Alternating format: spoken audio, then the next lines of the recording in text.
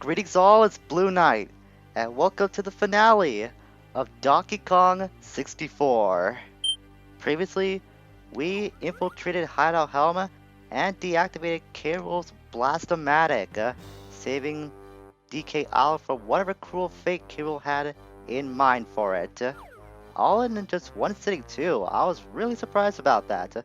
I was honestly expecting to take that into two separate episodes and just chop them up like that. But it turns out that if you know what you're doing, not only you can save a hefty amount of time left over, like, what, I have within 30 minutes of time left to spare before we finished up deactivating the Blastomatic.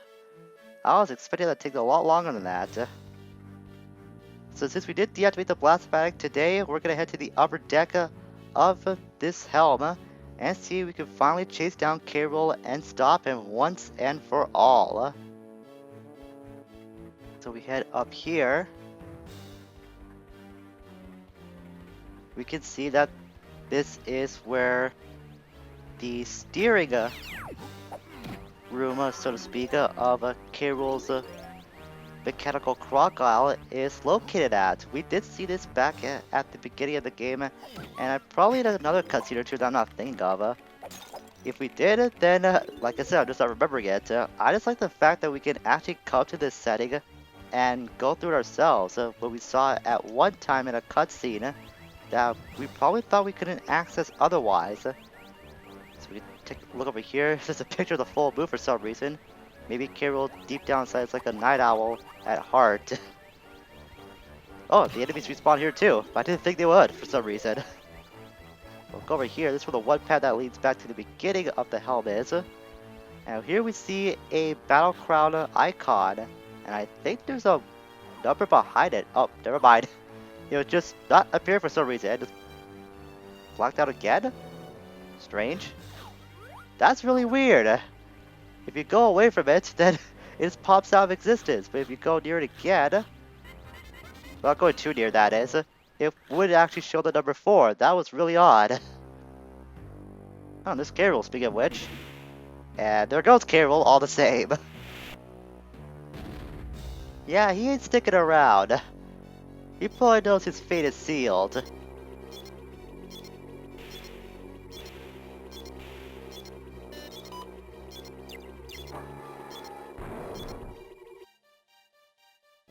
Ooh, but he had a getaway vehicle ready. A fancy little ship, huh? Looks like our next objective is set. We gotta find a way to get to that hangar wherever it is in the ship, and try to stop K. Rool from taking off. So we'll head over here. When I was a kid, I was really stressed about going through Hideout Home for the very first time, but because, as I mentioned before, time limits and I don't get along very well. So when I saw that go down, I was kind of stressed for the first time when I was going through this level, but I ended up completing with like, I think around 20 to 25 minutes to spare.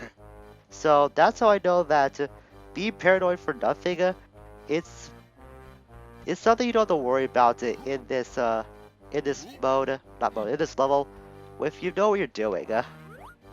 And here we see K. Rool's throat where he was just sitting upon moments ago.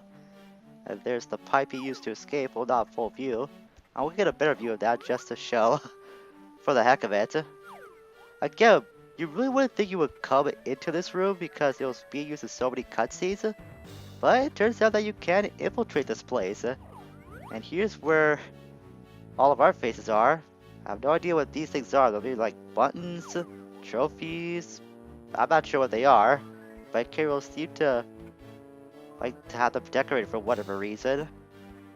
We go over here.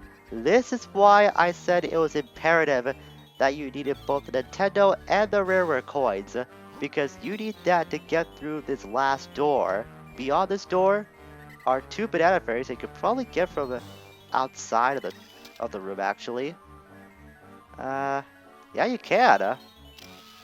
Alright, I didn't think you could get them through that window. I didn't think about doing that until like my last run, and I've had that in my mind for the longest time. Well done, Donkey, you rescued all the fairies. Now come back and see me. That scene probably would have looked a little more impressive if I did go through that window and snipe the fairies from there. Probably should have gone to the other side of that room. But we need to get to that room because that's where the last key to Caleb's cage lies ahead. So, like I said, it's very necessary for you to get both those coins. I think there's a way you can glitch through the wall and get to the other side without needing the coins, but I don't know how to do that glitch, so I'm just gonna do it the old-fashioned way and get my key. Yeah, that's right, DK. We got the last key for Caleb's cage, so all that's left to do is to go free Calebsy. Maybe he might help us out and try to stop K-Rool, since we don't know where the hangar for that ship is with K-Rool that's lying inside. So we'll go back to this one pad and warp back to the beginning since we cleared out the helm. Oh, that's the other way.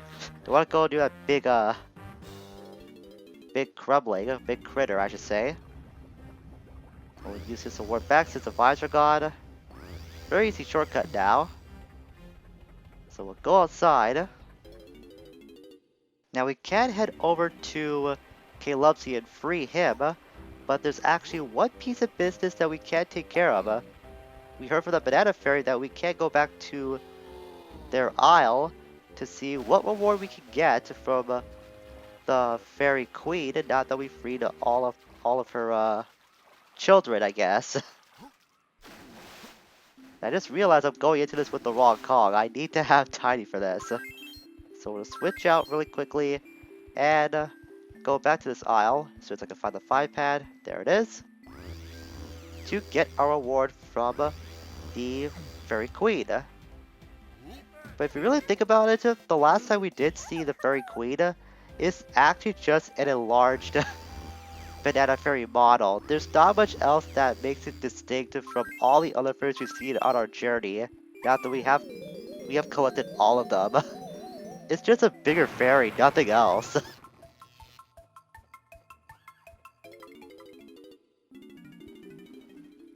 Well, let's go see her anyways, because she is in charge, no matter how she looks. Tiny! Oh, Tiny, you did it! You rescued all the Banana Fairies and have restored peace to Banana Fairy Island. Thank you. I can now reveal our secret.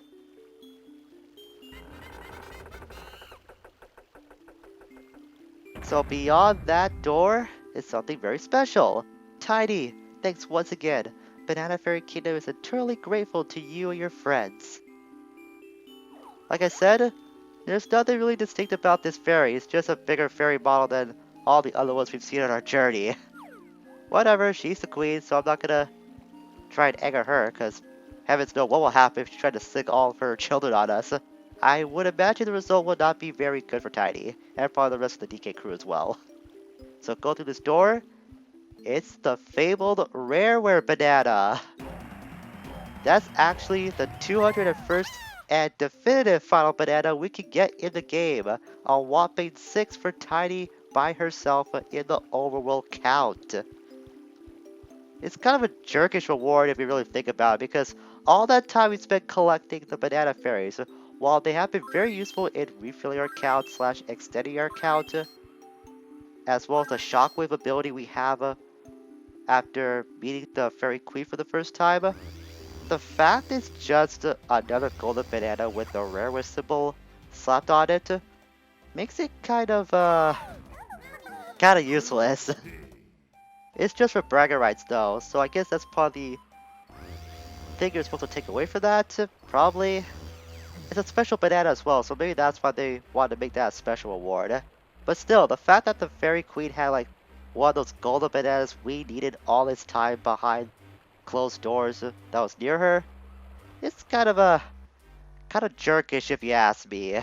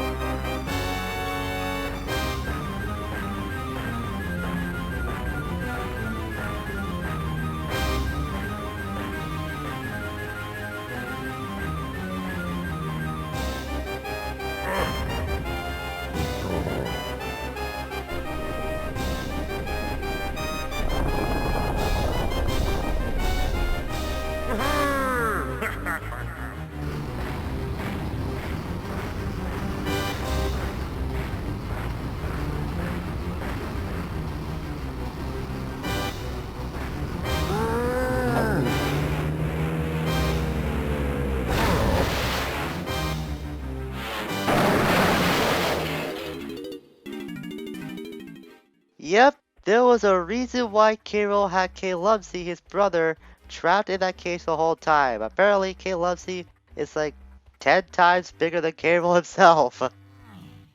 But you know, gentle giant, he might be big and strong on the outside, but was actually a softie on the inside the whole time. Also, I think Calebsy may have died. I mean, after that cutscene, you never see him for the remainder of the game, so it's implied that he may have drowned? Or probably he just didn't want to mess with Carol anymore. I don't know, he just kinda stopped chasing Carol after a while. But now you know why it was pretty important for us to free Calebsy in the first place. And where Carol crashed, it's not very far, just use the 3-pad after warping back. And you'll see right in front of you, this is where the ship lies, and apparently it was a lot bigger than we expected it to see. I was not expecting it to be this big. Maybe Carol's like bigger than we realized, but probably compared to Calebsy, he's an egg compared to his brother. That's probably it. Well, there's only one thing left to do, is to go inside this ship to find Carol and stop it for good. Also, that big fairy we saw is actually not the queen, because it was so long that we did meet her, I forgot that the fairy over there is actually the princess, not the queen. She might as well be a queen because she's so big compared to all the other fairies, but that's besides the point. We freed her, all of her kind. She's in the back, in the back of our mind style, like in the rear view. Let's just stop Carol for good.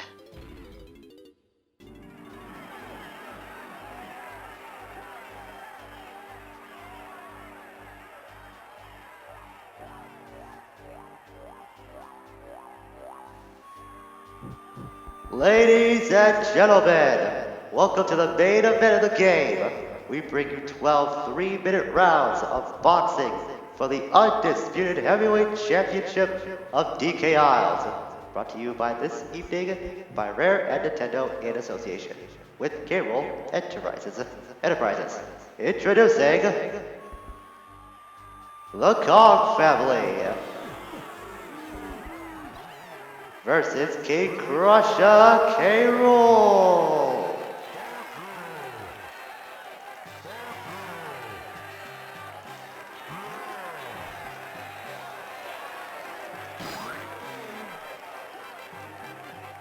That poor microphone. He was only just fulfilling his purpose in life. Somehow he's alive though, so he can just swerve away. Judges at ringside are non-existent, and your timekeepers tonight will act in a fair and unbiased manner.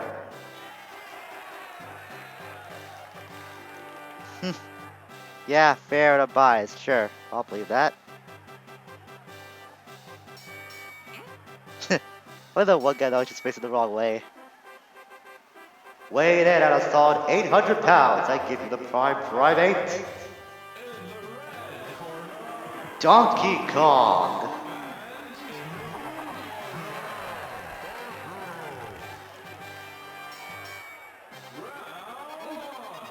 I love everything about this.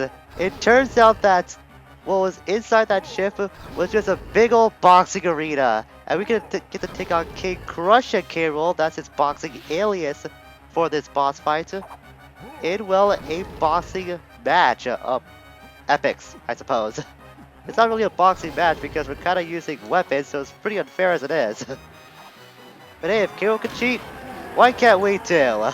We're just using the resources necessary now useful in our adventure to give us the upper hand in a fair fight. The upper hand in a fair fight, that kind of sounds redundant.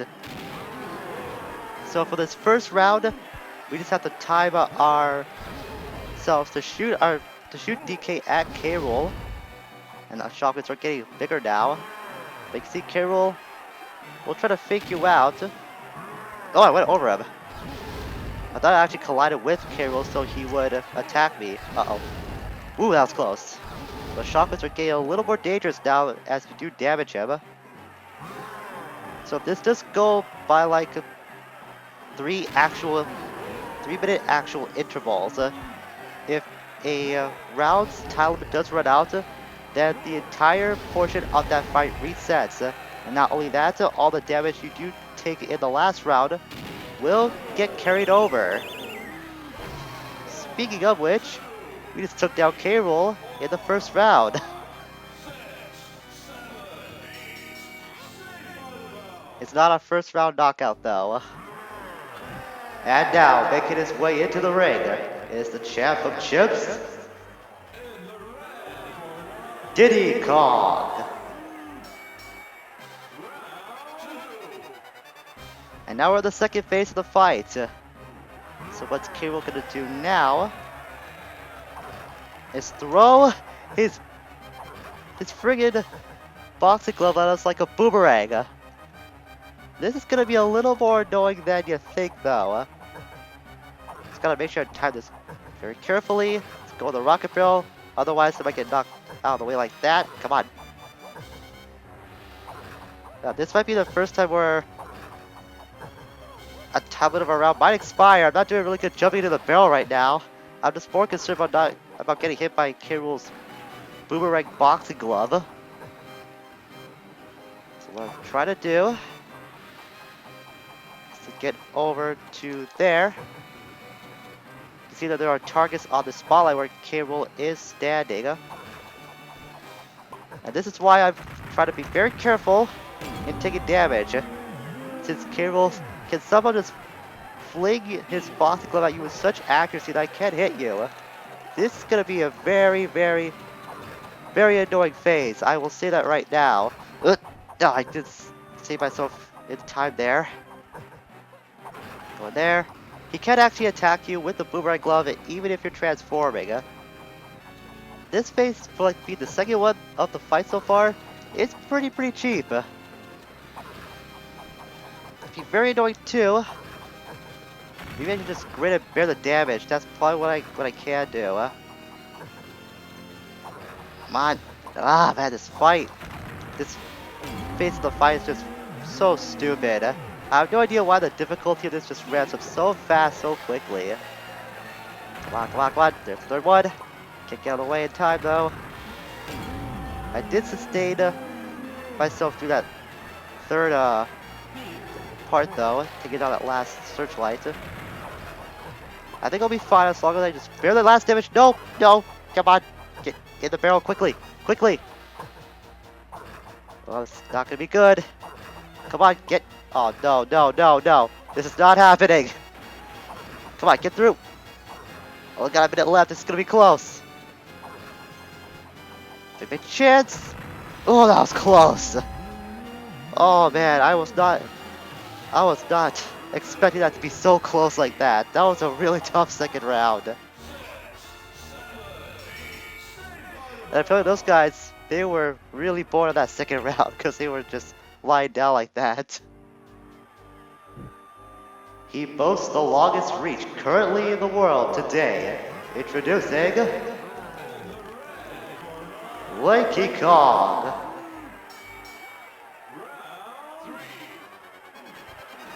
Well, somehow Rool is still alive despite having a ton of steel dropped onto his head. Good, I have all my health back. I was worried that would carry over to the next round for some reason. So what we have to do after Rool runs around for a while is smack this. You can see that Lanky really does have the longest arms in the world because look at that!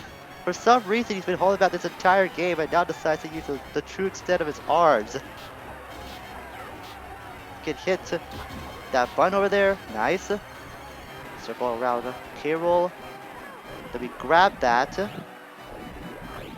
Grab the barrel and throw it in the path of one of these one of those music pads. Then we use our trombone tremor to make Rool slip and fall down on his butt. It's bad enough that his visibility has already been completely lost to him now. Now he's gonna worry about like his butt getting assaulted as well. Not that way though. We're not doing that. Otherwise we might get arrested or even worse. Or we're just not going to that topic any further. We're trying to find like the spirit of competition and whatnot. Oh, that might not be very good. Just gotta wait for Kirill to circle around. Go to the corner. It's good. Get up like... Oh, that might not be lined up enough. So we just circle around. Because that might happen. Oh, he did. He got like almost the edge of it. That was a little close. Can't afford to waste time. We're already burned up like half the time limit. I think Kirill's gonna move a little faster the more he does take damage in this phase. And that's kind of the main, or one of the main upgrades a boss gets whenever they do get damage in a fight like this. I just want to quickly state that the microphone we've been seeing this entire time as our ring announcer he actually has words. I'm trying to concentrate on the fight while attempting to say what I want to say about this guy at the same time. His name, as that banana's not going to work out there. The microphone's name is called Micro Buffer. It is actually a parody of Michael Buffer, the real-life famous boxing ring announcer. He's also done announcing for like other stuff as well. It's just he's mostly known for like boxing events that he has done ring announcements for. He also has done announcements for like wrestling when that used to be really big back in the day. He said other stuff though, but he's mostly known for being the boxing ring announcer. That's what he's famous for. I think he's got that "Let's get ready to rumble" catchphrase copyright as well. I'm pretty sure that's true. This guy is just trying his best. I think we get the idea. This round's over. So far, we've got through the first 3 rounds without the time limit being expired. That's good to know. This fight is far from over, however. A little factoid, another one I want to state is that, well, at least we know which Kongs to be fighting next. Is that the control room we saw for that ship that Kirill was trying to escape with, that's called the Flying Croc. It's actually visible and can be accessed under DK Isle. It can be reached via a glitch, I believe it's called swimming through surface or swimming through shore, something like that. The point is, it can be accessed if you know how to use that glitch right. Hailing all the way from DK Isles is the girl with the whirl, Tiny Kong. Round 4 and Phase 4 commences. Just like before, with DK, he's going to be using shockwave attacks. Just stay in a corner like that until he hurts his butt. That's kind of a sign of what you can expect to do in the tiny phase of this fight. Trying to get up corner. It's not that easy though, because the camera is not going to be facing like behind your back when you are going near a corner to take shelter. Just start tiny when that button appears. Then use the feather bow and attack whichever toe that K-Rool does lift up. I'm not sure why it does that. Then again, he doesn't expect that Tiny Kong will go inside the bow like she just did. You have to do that 4 times, and the pattern of his toe movement does go faster with every toe you do hurt. One side again, come on.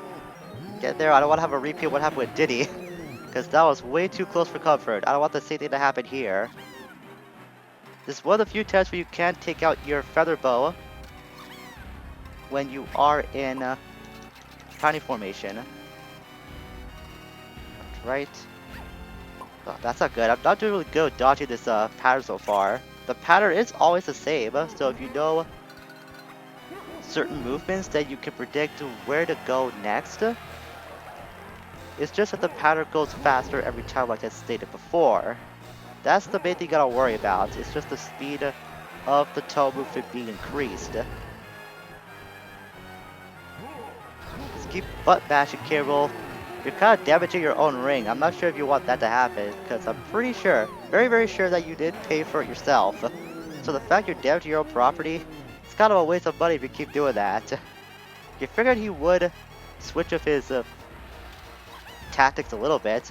Even K-Rool's just not that smart. Left. Nope, stay there. There we go. Oh, nah, that got me that time. I got plenty of health to work with though. I'm not worried about going through this next phase. Ah, I see that as I got clipped again. That's the most damage I've ever taken in this phase, actually. I'm usually a lot more, flawless when it comes to this particular part of the fight. I wonder how Kane was able to fit an entire boxing stadium inside that flying croc ship, though. That's a pretty impressive space that he had to work with. Kinda wish I had something like that. That would be really cool to have.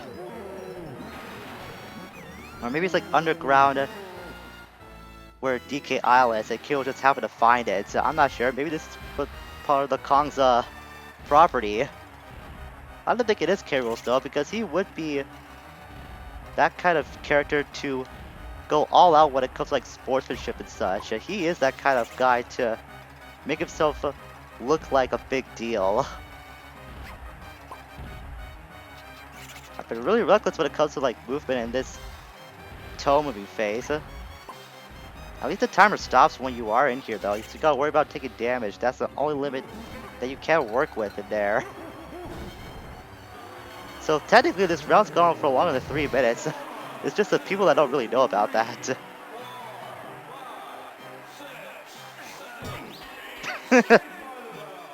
I guess that is one way to be safe by the bell. Tipping the scales at a mighty 2,000 pounds. He's the hard-hitting Chunky Kong.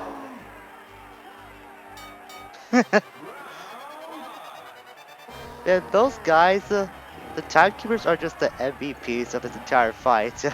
K-Rool's good, but those guys just really steal the show with their little antics.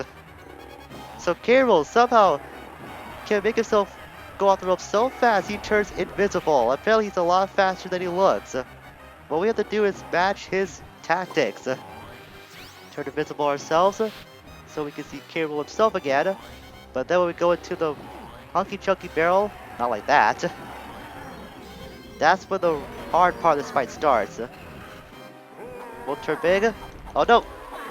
Oh, I got that off just in time. Primate punch at the right time to knock it back into his corner. That's actually the easiest you'll have in timing your primate punch for this fight. I just messed it up the first time around because K-Rool's been giving me a lot harder of a battle than I would expect. Turn invincible again. Ooh, got in there just in time. Alright, gotta be careful here. There we go, that's how you're supposed to do it. That's got a little overzealous the first time around. And now it's time to repeat this 2 more times. I just noticed on the apron it says K-Rool's the King. It has the N64 logo on it too. That's really cool. Just love all the little details about this entire final setting. Both turn big again. This time K-Rool turns invisible. Just pay attention to his shadow. He just rushes you like before. It's just the visibility that's different. The last part of this fight though is gonna be pretty tough. I just closely run into the K-Rool like that. Let's go find the last pad. It should be over there. No, it's actually right behind me. How convenient. Here we go. Go to the barrel one last time. He turns invisible like before, but he zigzags now like so. Let's time it carefully. And you send him back to his corner for the definitive TKO.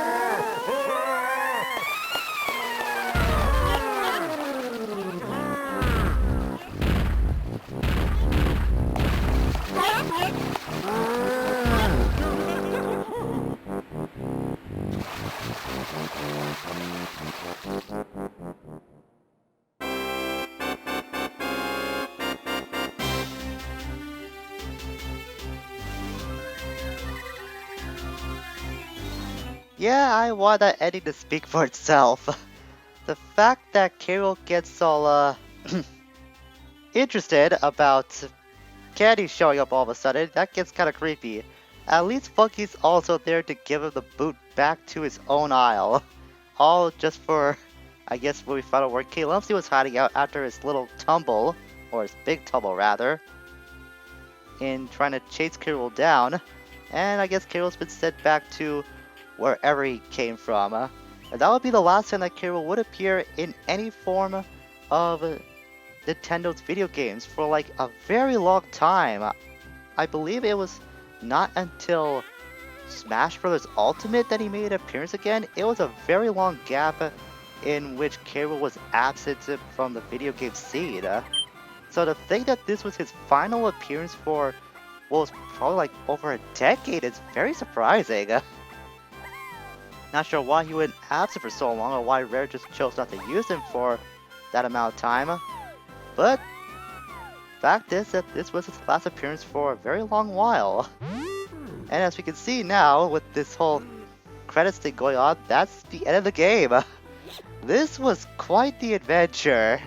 So many collectibles in what feels like such a small space by today's standards. Seriously, the game doesn't look that big, but once you really get into it, you will be surprised at just how much there is to collect if you've never played this before.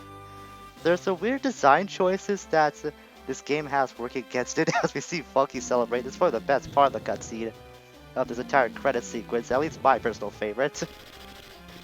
But there's something about this game, despite all the weird choices it has going against it, that just makes me come back to it every now and again. Sure, it is a completionist's nightmare, but it's probably due to how much of this genre of gaming that I played over the years that I'm used to this game's quirks more than most people, at least in my opinion. There is some reason why I keep coming back to it, even though I probably shouldn't. I'm amazed at how broken this game could actually get as we see throughout the series. For better or worse, I know there were glitches for it because of like speedruns existing. After how the series went though, I'm very interested to learn how broken this game can really get. Maybe it's just me going insane at times, but I'm really interested to find out just what else about this game that I can find out in terms of like little quirks and flaws and such.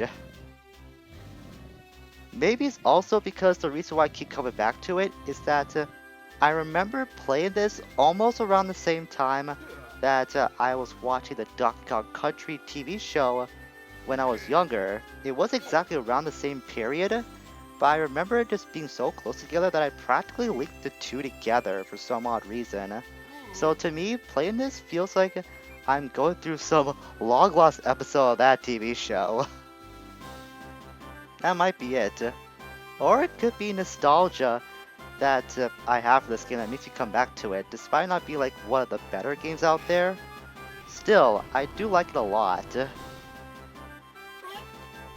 was practically my own virtual sandbox that I had that gave me loads of fond memories just walking around the place. That's probably, as I try to power it back on, my mistake. That's probably why I have so much fondness for this. It does have a small, soft place in my heart. It does DK64. Again, it could be the familiarity of playing this kind of genre so much that I keep coming back to it over many other save people who probably wouldn't want to look at this game after completing it for a long while. Is it the best collect-a-thon out there? Heavens no. There are much better titles out there that I would rather 100% over than choosing this again, but it's always fun to come back to. It feels familiar enough that I like to continue to replay it, and provides enough challenges, along with a few headaches, that makes me keep coming back to it and just makes it memorable to me in its own way. That's probably why I like it so much, that amid all the other reasons I just pointed out. I used to think this wouldn't get a port on the Virtual Console for a long time since Nintendo themselves, I think they believed they couldn't distribute this anywhere else because this was technically made by Rare, so I guess everyone thought it was owned by Rare. Turns out that wasn't the case. They did have the license to the DK characters, so that's probably why they could work out a deal with Rare after they got bought out by Microsoft that they could distribute this again on the Wii U. It's probably why it never got distributed on the Wii when the Virtual Console idea was first implemented. All in all, this game holds a soft spot in my heart for being one of the games that eventually made me want to become a completionist at games, and just for being, well, being what it is, despite its faults. But this entire credit scene is not all you get if you collected all the bananas, because if you did get everything, then you'll get this, an extra bonus seed tagged onto the credits. Think of it as the pseudo post-credits uh, gift you get if you did go out your way to get all the bananas in the game. It's really funny stuff, and I'll let you watch it for yourself. I've gone on long enough about why I like this game a lot. So, enjoy the sequence, and I'll see you back here for bonus episodes that are coming up in the future, because there are some stuff I still want to cover about this game, even though we got everything. Until we meet again, farewell for now, and thanks for watching.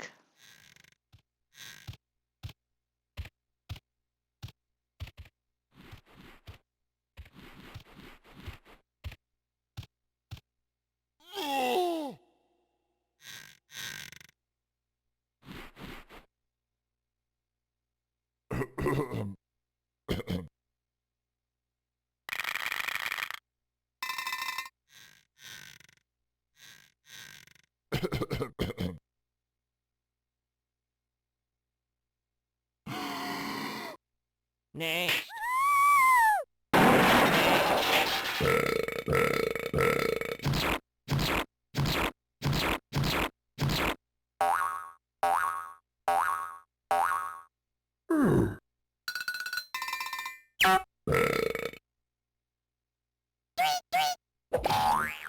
Next. Next.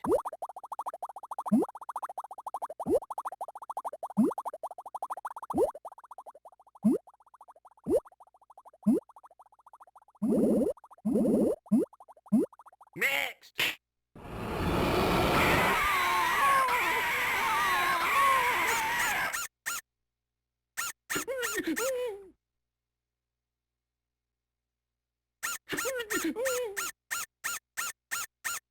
Next. Next. Next. Next.